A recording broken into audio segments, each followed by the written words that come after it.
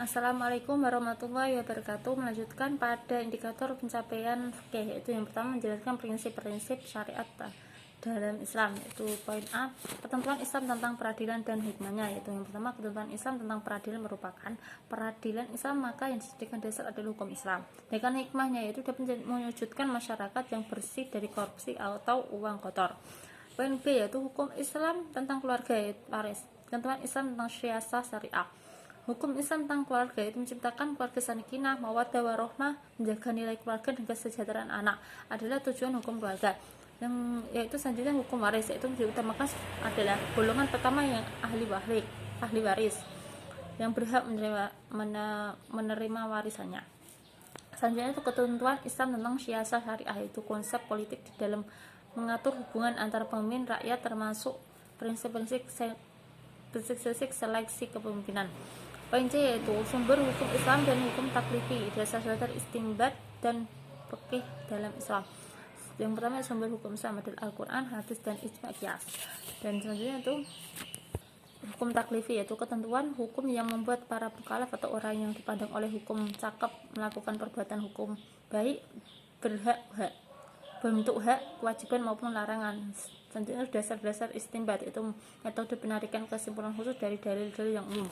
Poin D, yaitu kaidah-kaidah usul fikih dan penerapannya, yaitu peringanan hukum tidak bisa dikaitkan dengan keraguan. Besarnya pahalamu tergantung pada usahamu.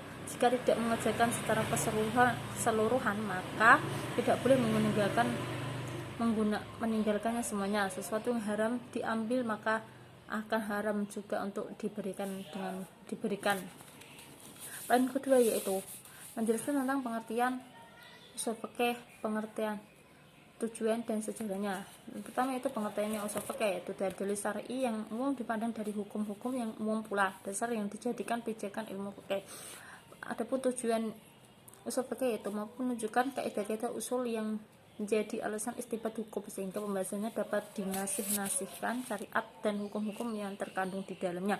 Sedangkan sejarah usul fikih itu munculnya bentuk lisman doktrin peradaban Islam.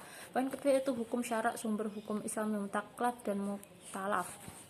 Selanjutnya hukum syarak, yaitu seruan atau firman dari Allah SWT terkait dengan perbuatan-perbuatan para mukallaf, baik berupa tuntunan, perbuatan, pemberian pilihan, penetap sesuatu sebagai pengatur hukum. Selanjutnya itu sumber hukum Islam muttafaq, yaitu disepakati oleh Al-Quran, hadis, ijma' dan kesepakatan yang dibuat dari mujtahid, yaitu qiyas. Selanjutnya itu sumber hukum muktalaf, yaitu ikhtisan, menganggap baik maslahah. Poin ketiga itu kaidah-kaidah usul fikih, mengajarkan secara keseluruhan maka tidak boleh meninggalkan semuanya. Yang keempat yaitu masalah pengembangan hukum Islam, itu munculnya banyak permasalahan yang cenderung baru belum ada sebelumnya sehingga harus ditetapkan hukumnya. Sekian dari saya. Wassalamualaikum warahmatullahi wabarakatuh.